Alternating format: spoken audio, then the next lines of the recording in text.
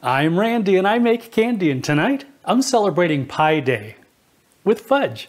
Stick around.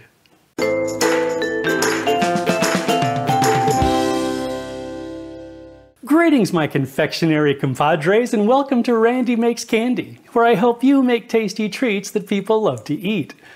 For those of you unfamiliar with Pie Day, it's pie with a P-I, not pie with a P-I-E. If you divide the circumference of a circle by its diameter, you always get a number that starts out with 3.14. That number's been named pi, designated by this Greek symbol, which is the first letter in the Greek word for perimeter, which is another word for circumference. Since March 14th can also be represented by 314, it's been designated as Pie Day. It was founded by physicist Larry Shaw in 1988, and in 2009, the U.S. House of Representatives officially designated March 14th as National Pie Day. It's usually celebrated by eating pie, P-I-E, and related treats, which brings us to tonight's episode, where we're making key lime pie fudge. As always, I'd love to hear about your results if you decide to make your own key lime pie fudge, as well as suggestions for other recipes you'd like to see in future videos. And stick around after the recipe if you'd like to hear some more pie trivia. Before the recipe, though, a disclaimer. This key lime pie fudge doesn't actually have any key limes in it. We had Persian limes, so that's what I used. In fact, you can see some behind me here. I promise you though, as long as you use fresh squeezed lime juice, it won't matter what type of limes you use, it'll still be delicious. For this recipe, you'll need 56 grams of unsalted butter, 56 grams of sugar, 178 grams of crushed graham crackers, 474 grams of white chocolate, 1 14-ounce can of sweetened condensed milk, 1/4 tablespoon of salt, 2 tablespoons of finely grated lime zest, and 3 tablespoons of freshly squeezed lime juice. You'll also need an 8x8 pan, some parchment paper, 2 microwavable bowls, and a spoon or spatula. Okay, let's make some candy. Set your oven to 375 degrees Fahrenheit. Line the baking pan and set it aside.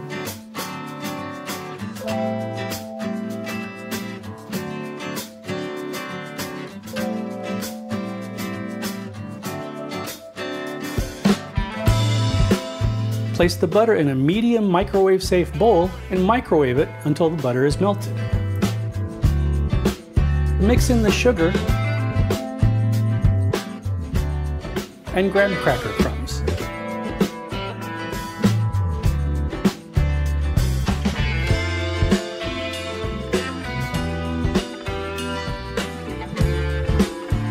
Place the crumbs in the bottom of the lined pan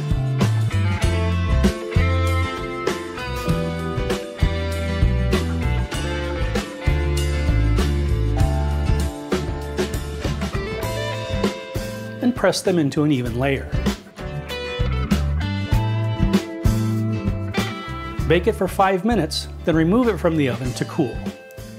Place the white chocolate, sweetened condensed milk,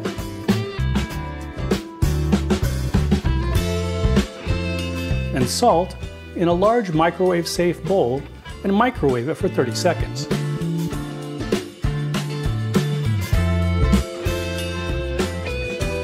Give it a good mix, then microwave it for another 30 seconds.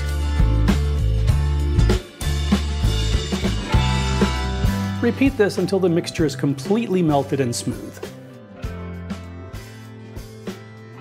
Add the lime juice and zest to the mixture and give it another good mix.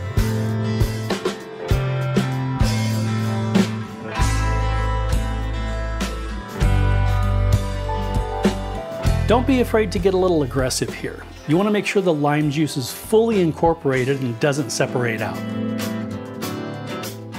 Pour the fudge over the crust and smooth it into an even layer.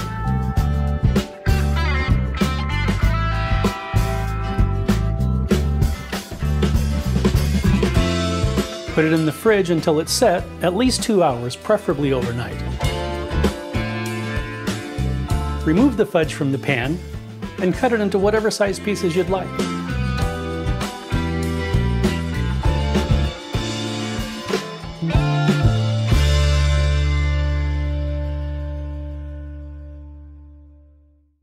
And that's it.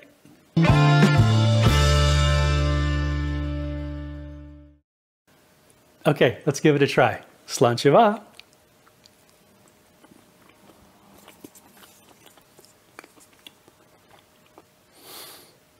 This is phenomenally good.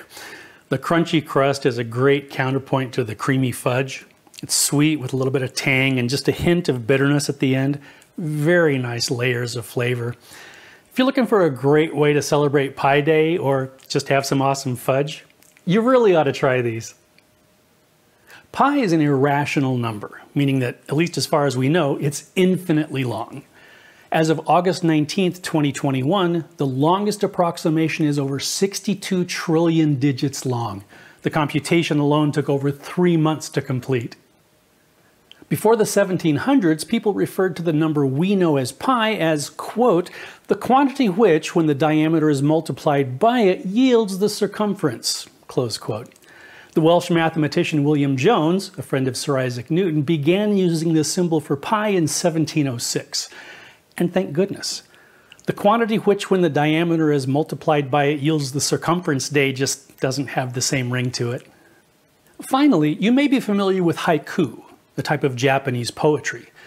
Well, the piophiles among you might want to try your hand at Pilish. It's a type of writing where the number of letters in the words match the numbers as written in the sequence of the digits of pi. As an example, the question, may I draw, has words with lengths of 3, 1, and 4 letters respectively. 3, 1, and 4 are the first 3 digits of pi, so that question would be considered Pilish. By the way, a poem written in Pilish is called, of course, a pium. If you enjoyed your time here in the Candy Kitchen, please like, share, and subscribe. Thanks for sticking around, and I hope you'll join me next time. I'm celebrating Pie Day with, as of August 29th, no. The question, may I draw, has words with the lengths of